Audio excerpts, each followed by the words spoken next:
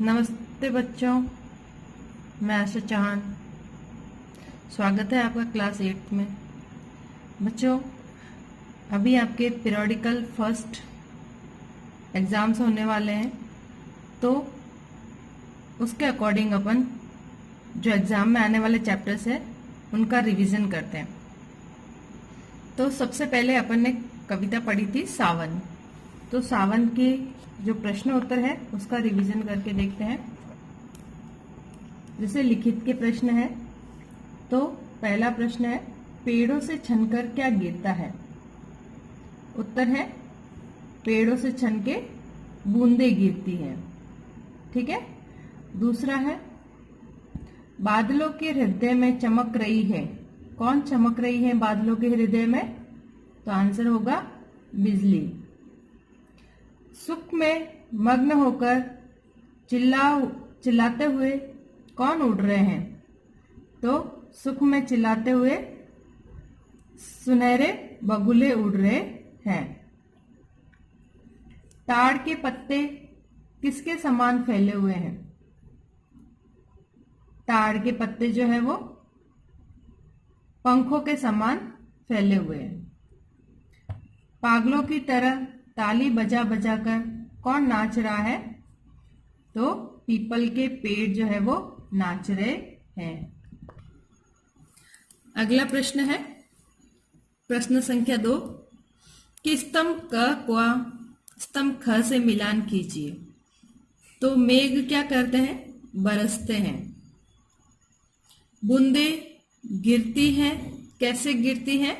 पेड़ों से छनकर। मेंढक क्या करते हैं? टर टर करते हैं। और सफेद बगुले जो है वो चिल्लाते हैं, क्रदन करते हैं। तो इस प्रकार से आपको मिलान करना है। अगला प्रश्न है, इन प्रश्नों के उत्तर जो है वो लिख के दीजिए। तो पहला प्रश्न है, ताड़ के पत्ते किस रूप में दिखाई पड़ रहे हैं? उत्तर है, ताड़ के पत्ते पंखों से फैले हुए दिखाई दे रहे हैं। कैसे दिखाई दे रहे? पंखों से फैले। ठीक है। अगला प्रश्न ख, बरसात में पीपल के पेड़ क्या कर रहे हैं? उत्तर होगा इसका, बरसात में पीपल के पेड़ ताली बजा रहे हैं। क्या कर रहे हैं? ताली बजा रहे हैं। क्योंकि जब बरसात आती है तो पीपल के बड़े बड़े पेड़ पत्ते जो है वो उस पे जैसे ही बूंद गिरती है तो जोर से आवाज होती है। तो ऐसे लगता है कि पीपल का पेड़ जो है वो ताली बजा रहा है। फिर अगला प्रश्न, बरसात में मोर, चातक व बगुले क्या करते हैं और क्यों? तो बरसात में मोर जो है वो म्याव म्याव करता है और बगुले पीयू पीयू करते हैं। चातक जो है वो पीयू पीयू करते हैं और बगुले जो है वो आद्र सुख से क्रंदन करते हैं, चिल्लाते हैं। ठीक है। अब अगला प्रश्न है, निम्नलिखित प्रत्ययों के योग से दो दो शब्द बनाने हैं। आपको प्रत्यय लगा करके नए शब्द बनाने हैं। प्रत्यय हमेशा शब्द के पीछे लगते हैं और शब्द का अर्थ परिवर्तित कर देते हैं। तो अब आपको यहाँ पे वान जो है शब्दांश है, उससे किसी शब्द के पीछे लगा के नया शब्द बनाना है। तो वान से बनाओ भाग्यवान, बलवान। इस प्रकार से ये दो शब्द बन गए। भाग्य के पीछे अपन ने वान लगा दिया तो क्या बन गया? भाग्यवान। और बल के पीछे वान लगाया तो क्या बन गया? बलवान। इसी प्रकार से तम से बनाना है। तम से उच्चतम, श्रेष्ठतम। इस प्रकार से ये दो शब्द जो है वो बन गए। उच्च शब्द है और यहाँ पे श्रेष्ठ शब्द है और इन सब दोनों के पीछे तम लगाने से नया शब्द बन गया। अब है ई प्रत्यय। तो ई से बल से बन गया बली, सखा से बन गया सखी। तो इन दोनों शब्दों के पीछे जो है वो ई की मात्रा लग जाने से, ई प्रत्यय लग जाने से शब्द में परिवर्तन हो गया। इसी प्रकार या लगा करके नया शब्द बनाना है। तो लड़की के पीछे अपन या लगाएंगे तो क्या बन जाएगा, या प्रत्यय लगाएंगे तो लड़कियां और खिड़कियां। ठीक है।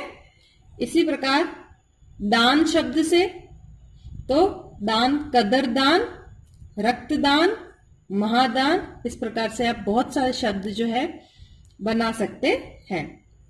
वाह शब्द, वाह से नया शब्द बनाना है तो 10 से बना 10वां, 9 से बना 9वां। इस प्रकार से आप नए शब्द बना सकते हैं। अगला प्रश्न है संज्ञा और सर्वनाम शब्दों की विशेषता बताने वाले शब्दों को विशेषण कहते हैं। विशेषण किसे कहते हैं? जो संज्ञा और सर्वनाम की विशेषता बताते हैं। तो इनसे आपको इन जो शब्द दिए हुए हैं संज्ञा या सर्वनाम, इनसे आपको विशेषण बनाना है। ठीक है। निम्नलिखित शब्दों में विशेषण बनाइए। तो सौंदर्य से बन गया सुंदर, अनुकरण से बन गया अनुकरणीय, चमक से बन गया चमकीला। अगला स्थान से बन गया स्थानीय, स्वर्ग से बन गया स्वर्गीय और दिन से बन गया दैनिक। इस प्रकार से आपको इन शब्दों से विशेषण बनाना है। ठीक है।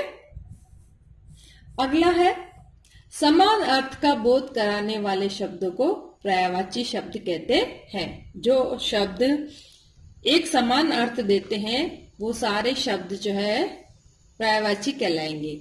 तो इसमें निम्नलिखित शब्दों में के दो पर्यायवाची शब्द लिखिए।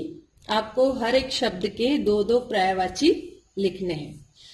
तो पहला है मेघ, मेघ से बनेगा बादल और जलद, जल देने वाला। बादल जो है मेघ होता है वो जल देता है, इसलिए उसको जलद भी बोलते हैं और बादल भी कहते हैं। अब है तरु, तरु का अर्थ होता है पेड़, पेड़ को कहते हैं तरु, और वृक्ष को भी पेड़ तरु ही कहेंगे। तो इन दोनों का तरु का पर्यायवाची वृक्ष और पेड़। फिर है दिन, दिन का पर्यायवाची दिवस और वार। दो शब्द हो गए पर्यायवाची के, दिन पर्यायवाची के शब्द के।